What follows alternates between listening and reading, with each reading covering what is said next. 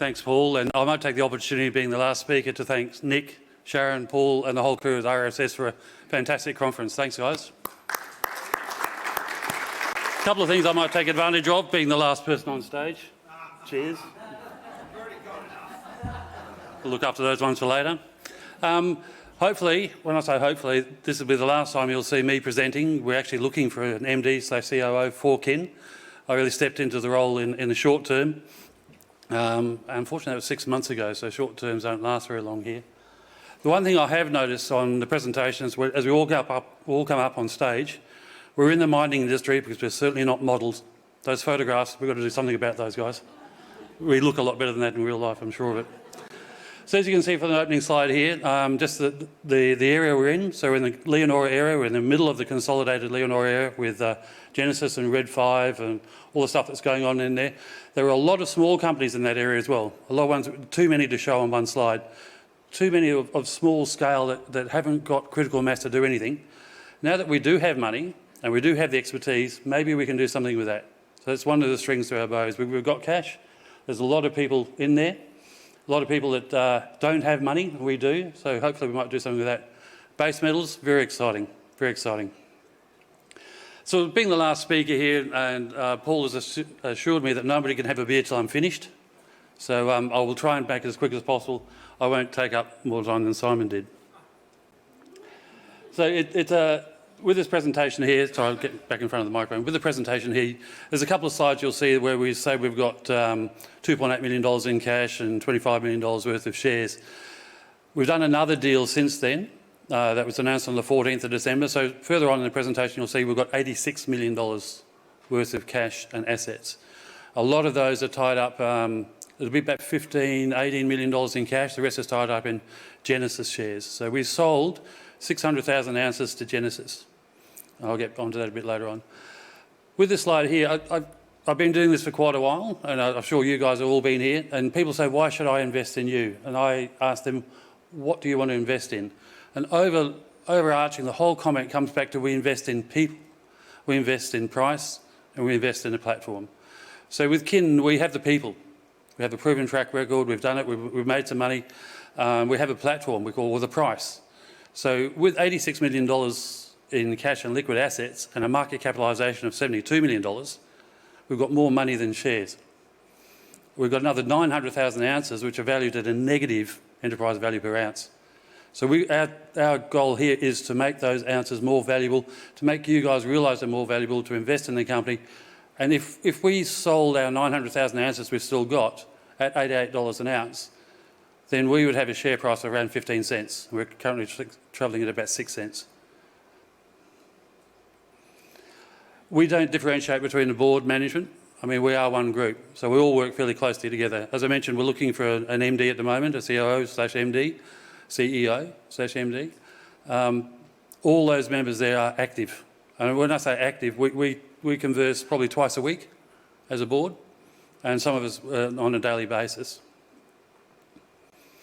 I didn't realise that if you have a look on the announcement on the ASX, the presentation notes actually came through as well, so some of my comments you'll actually be able to read there as well. As I mentioned, 72 million market cap, $86 million in cash and liquid assets. We sold 600,000 ounces to Genesis for $88 an ounce. We retained the 932,000 ounces in 2 projects. So both those projects, they're not low grade. I mean, they're at surface, they're open pit, easy to get to. Even more exciting than the gold, I believe, is the potential for a VMS deposit. So some say VHMS, VMS, it's the same thing, volcanic hosted massive sulphides or volcanic massive sulphides. So what this has done, it's actually allowed us to reinterpret the geology. Because these things are coming in a different way, maybe the gold was formed in a different way, is it a secondary event or a tertiary event? We're not sure. But what we do know is the geology is different to what was previously thought about. Mineary domain, all right, so we rethought this. It all came about, we can thank Andrew Monkton for most of the work that's been done here. And because when Andrew left us in July, we thought, without Andrew being there, what do? We can't keep drilling the same way we're doing. We had 10,000 ounces, we had 20,000 ounces. It's not really moving the market. It wasn't going anywhere. Kin was stagnant. We need to make a step change. So we decided to actually stop. So a bit like what Spartan have done, they stopped what they were doing because it wasn't making any difference. So we stopped and rethought things through. One of our geologists on site, VJ, he remembered a hole that was drilled a couple of years ago and said, that was a bit strange, I'd love to go back and have a look at it. So he brought a guy called Dr. Carl Bruhart up on site. He looked at that core and he said, that's not gold, that's VMS. So a VMS deposit, and he was adamant it was. So we've had a couple of other people come up as well, Bruce Hooper, who was involved in DeGrussa, and they've all come up and said, yes, you're sitting on something. So from that discovery and I think we've got some more slides coming up. I'll just go through this one first before I get to that. I'll get to that one later on. So the next 6 months, we're really looking at, while we've got the cash to do a huge drill program, we're going to do a measured step-by-step program. So we'll put these 3 holes firstly into the VMS. One of the holes is about 200 metres down hole, probably expected to hit the target in the next 4 to 5 days, I'd say. So we'll do those 3, we'll analyse those, have a look at it, do some downhole electromagnetics on it. It'll give us a target for where the next holes are going to go. We're also going to do 2 deep holes underneath the existing gold prospects. So we're not looking for another 10,000 ounces. This is going to be 200 metres below the resource. So we're looking for the step change, something that's going to step it out and make it bigger, not a little bit, but a lot. So the difference, if we make enough gold, if we find enough gold, we can go our own or we can move it on. The difference between finding the gold and valuing the gold is actually the realisation of value. How do you actually make money out of what you find? You build a plant or you sell it. You've got corporate activity, you build a plant.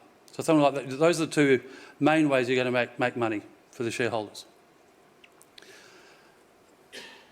Okay. So ongoing. So the 932,000 ounces, as I mentioned. The ounces we sold to Genesis were probably, and I don't like using the word better ounces, they were more confident ounces, right? So they were drilled out to a higher degree of confidence. They also had a lot of permitting and a lot of stuff in place already, mine management plans and all this already done. So they were, and another loose term is shovel ready. So you could walk in there with an excavator and start digging straight away. So they were very attractive to Genesis because they need to get the Mount Morgan's plant going quickly. So they're very attractive to them. They like the idea of having them, they bought them. What we may be able to do is increase the confidence and the quality of the other ounces, bring them up to a level where they could be attractive to a third party. If people are not interested in them, we will keep building them. If we get enough of them, then we can build our own plant. And I hesitate to guess that I'd like to have 1 million ounce in reserve before I push a button. There are so many unfortunate failures in our industry with people going too soon, too quick, too soon. Get it right, wait your time. Spartans are doing a great job. Don't jump into production. Make sure you've got the confidence to do it properly. And this is what we'll do with this one. If we don't find enough and we can't build our own, I'm sure in 5, 6, 7, 8 years' time, when the Mount Morgan's Mill or Red 5 start running out of dirt, they'll come knocking on the door. We've got the money, we've got the patience, we'll sit there. So this is the Albus deposit. There may be a bit of a theme you'll notice there with the Numnaculture. We have an exploration manager who's a bit of a fanatic on Harry Potter. So you'll see all the deposits of VMS are named after characters within Harry Potter. I refuse to rename the company Hogwarts. But Patronus might be good. Yeah, we'll think about it. So that intercept that we've got there of 5.7 metres at 5% zinc and all the other numbers that go along with it, it's very hard for you guys to value that, and it's not that easy for us to actually look at it and say, what's it worth? And a gold equivalent we talk about, so what we do is we take the value of those individual items at the particular cost they are, at the particular revenue they are at the time, add them together, muck about with it, and we come up with a gold equivalent. So depending on what prices you use, that's about a 5 or 6 gram gold equivalent. So it's not a bad start. This is not the main deposit. This is just off the edge of it. To make it more interesting for, that's the Albus discovery again. So that was an IP discovery at depth. The hole you see there with the red box on it, you'll see 2 boxes outside of it. So the 5.7%, and that's the VMS discovery we're talking about. That hole was drilled in October 22, and it was assayed for gold and only gold. So it had a gold intercept there. It was interesting. It was very deep for a gold intercept of that grade by itself. But when we came back and re-assayed it, we found that the base metals associated with it as well. What we don't know, what's going to be really interesting for the geologists to find out, is the gold And the base metals, are they the same event? Are they a different event? Has it occurred at different times? So we're not sure. There's a lot of work still to do. Luckily we've got time and we've got money. One more for the geologists. So while we talk about those really nice grades, the spot grades, when you use a PXRF or an XRF machine on it, we ended up with a 20% zinc number. Now that's a spot, so it's a tiny little spot. What, a millimetre? So that's around about a millimetre is what they spot. So we're picking out the higher grade stuff, but it's definitely there. What have we got? How big is it? So what we've done so far is we've managed to surface map the, about a 40-kilometre strike length. We've managed to come up with 5 different horizons there. And so the 5 different horizons stretch over 10-kilometre width. That is all on our tenements. Right, so we're comfortable we own a significant part of this VMS to come up. I'm going to go really quickly because I'm getting thirsty. I'm sure you guys are as well. So coming up the next 6 months, we're going to grow a quality team. I said we are after an MD, a CEO. If anybody wants a job, come and see me. Doesn't pay particularly well and you've got to stand up in front of people and make a fool of yourself. We have base metals. So we're not just one string to the bow. We have the gold, right? We have a district evaluation. So we can look around through, we can re-evaluate the district, given the new things that we've found, given the interpretation of what we're looking at. What else is there? Also, what else is alongside of us, the consolidation side of it? We've got a lot of money. If you've got money in this industry at the moment, and with your peers, they all come knocking. I've got a drawer full of steak knives for the deals that have been offered. No? Have I got a deal for you? So, and it's great. What we've got to do is have a look at those deals. We've got to evaluate those deals. We've got to see whether, if we can pick them up for $10, $15, $20 an ounce, we can spend another $10, $15, $20 an ounce, $30 an ounce, and then if we sold them for $80 an ounce, or we actually went into production and made $1,000 an ounce, it's a profit margin. The hard thing is to realise the value. Right? It's hard to find it, for sure, and it's hard to find good quality stuff. But you've got to turn that into dollars, and that's where I think Kin's got a difference. We can actually realise the value of what we find. So I am really thirsty, and if I was going to be short on time, I was going to read out the disclaimer for you.